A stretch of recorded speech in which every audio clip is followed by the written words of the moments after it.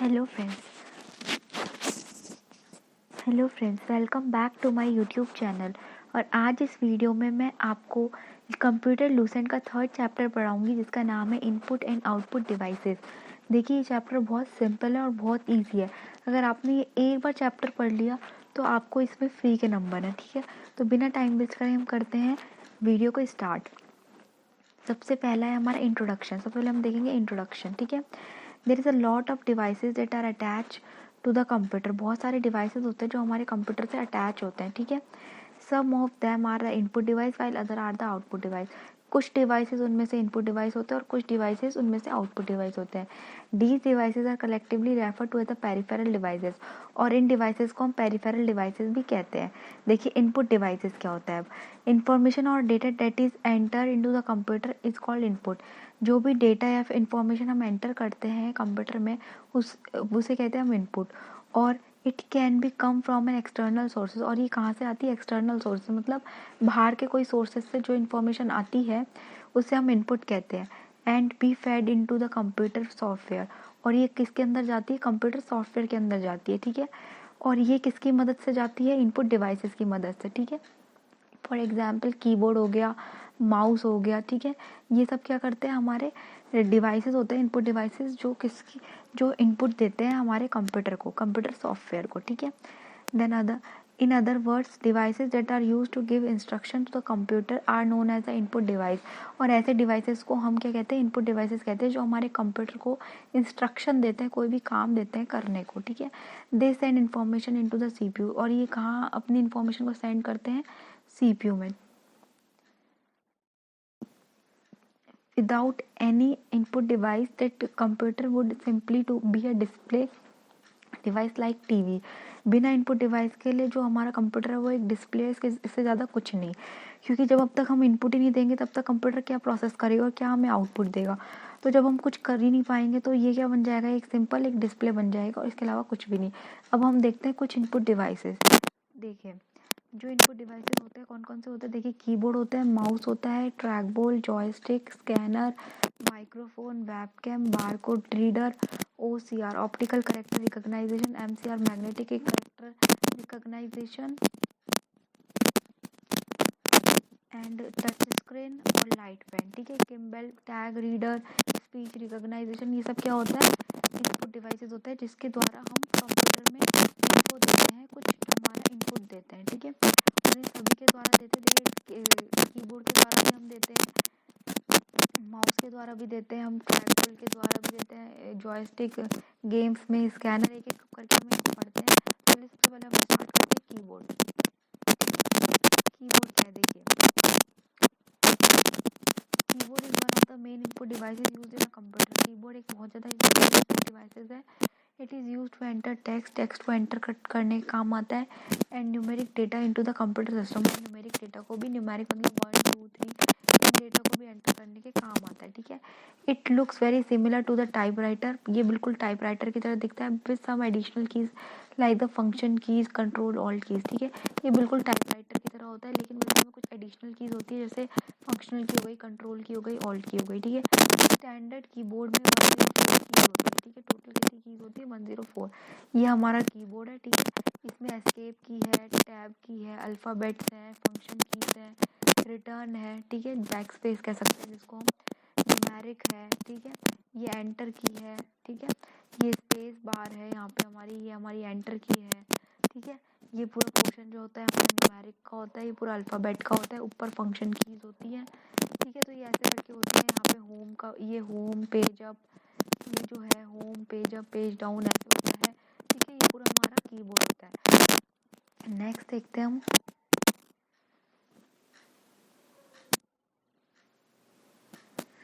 ठीक है, 104 कीज होती है। ठीक है, मैंने बताया था आपको 104 कीज होती है। अब port is build for adding the keyboard. ठीक है, कंप्यूटर होता है, उसमें USB पोर्ट होता है, पोर्ट होते हैं, जिसके द्वारा जो हमारा एक्सटर्नल कीबोर्ड है वो कंप्यूटर में लगता है। ठीक है, nowadays USB keyboard is also available, used into USB port for computer system. ठीक है, USB पोर्ट में हम लगा सकते हैं। एंड वायरलेस कीबोर्ड, अब वायरलेस कीबोर्ड भी आने लग गए, USB पोर्ट कीबोर्ड भी आने लग गए कि हम बाहर से हमारी आवश्यकता के अनुसार हम इसे ऐड ऑन कर सकते हैं और हटा भी सकते हैं, ठीक है। नेक्स्ट है कीबोर्ड में डिफरेंट कीज़ कौन कौन सी होती है। देखिए सबसे पहले आती है अल्फ़ाबेट कीज़, ठीक है। हमारे 26 अल्फ़ाबेट होते हैं, तो 26 अल्फ़ाबेट की होती है A to Z, ठीक है। इसमें हम कोई वर्ड लिख सकते हैं, टाइप लिख सकते हैं, ठीक है। देन हमारी आती है न्यूमेरिक की होती है। न्यूमेरिक की क्या होती है, नंबर्स होते हैं जिसमें 0 to 9, ठीक है, डिजिट्स होती है। We can also use the numeric keyboard keypad on the right side of the keyboard to type number, ठीक है। नंबर को टाइप करने के लिए जो हमारे कीबोर्ड होते हैं, कीपैड होते हैं, वो हम यूज़ करते हैं। They are marked with a digit 0 to 9 होता है, डेसिमल होता है, एडिशन, सब्ट्रैक्शन, मल्टीप्लिकेशन, डिवीजन, ठीक है। जो मैथमेटिक्स होती है वो पूरी हमारे मैथमेटिक्स के main symbols. With the help of the shift key number pad acts as a direct arrow, ठीक है। अगर हम अगर हम शिफ्ट की दबा देंगे तो हमारे जो की पैड है वो एरो की तरह काम करने लग जाते हैं, ठीक है। तो ये होते हैं हमारी नंबर की, अल्फ़ाबेट की हो गई। अब हम आते हैं फंक्शन कीज़ पे।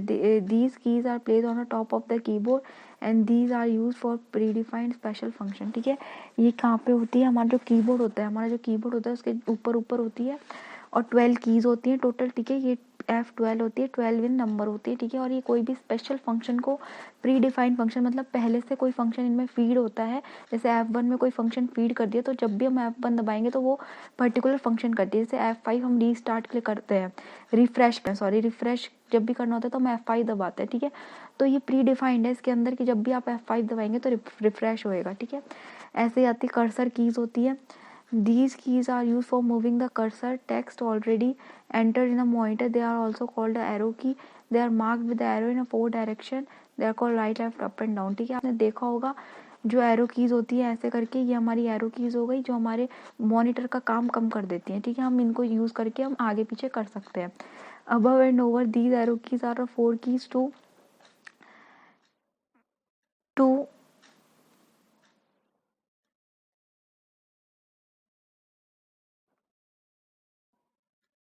Control the cursor. They are called home and page up, page down, ठीक है। होम की होती है, एंड की होती है। जो होम की होती है वो डॉक्यूमेंट के फर्स्ट लाइन पे ले जाती है, एंड की होती है वो डॉक्यूमेंट के सेकंड लाइन पे ले जाती है। पेज अप ऊपर वाले पेज पे जाने के लिए और पेज डाउन नीचे वाले पेज जाने के लिए, ठीक है। तो ये कुछ कर्सर कीज़ होती है, ठीक है। ये रहा, मैंने जो आपको बताया वही होम की होती है जो रिटर्न बिगनिंग डॉक्यूमेंट में कर देती है। एंड की होती है जो की मूव करती है एंड टू द लाइन, ठीक है। पेज अप होता है keys press the page is currently viewed has more than one page, the page will be moved one page or the goes to the back page, ठीक है। ऊपर चला जाता है या फिर उसी पेज पे रहता है, पेज अगर नहीं होता तो ऊपर का, ठीक है। पेज डाउन में क्या होता है, this keys press the page currently begin viewed more than one page होता है, तब तो वो डाउन चला जाता है, और एक ही पेज होता है तो वो उसी पेज पे रहता है, ठीक है। ये हो गया पेज अप, पेज डाउन का। देन आती है स्पेशल की, कैप्स लॉक की और नम लॉक की, ठीक है। ये देखते हैं अब हम तीनों। देखिए स्पेशल कीज़ क्या होती है, special keys are present on the keyboard. जैसे कैप्स लॉक की हो गई, जो अगर हम कैप्स लॉक दबा देते तो ये लोअर जो अपने लेटर्स होते हैं उसको अपर में चेंज कर देती है, और अपर होते हैं तो लोअर में चेंज कर देती है, ठीक है। This key is used to type the letter of the alphabet, capital letter और upper case without any using the shift की। बिना शिफ्ट की किए आप यूज़ किए आप लोअर केस को अपर केस में कन्वर्ट कर सकते हो, और अगर आपका अपर केस है तो आप उसे लोअर केस में लिख सकते हो, ठीक है। ऑन ऑफ होता है कैप्स लॉक की में। देन नम लॉक की होती है। नम लॉक किस लिए काम आती है, हमारी जो न्यूमेरिक में होती है, this is short form of the numeric lock, ठीक है। This is use to enable and disable the numeric keyboard. जैसे हम नम लॉक की कर देंगे प्रेस, तो आपका जो नंबर्स होते हैं वो नंबर्स लिखने लग जाते हैं। अगर हम उसे ऑफ कर देते हैं नम लॉक को, तो हमारा जो ये नंबर की है ये किसकी तरह एक्ट करता है, एरो की तरह, ठीक है। तो यही होता है इसमें। These keys on the right side of the keyboard in the numeric pad, turning the numlock on will allow the user to number on the keyboard, and turning off the numlock will be enable the keys other functions such as using the keypad as an arrow pad, ठीक है।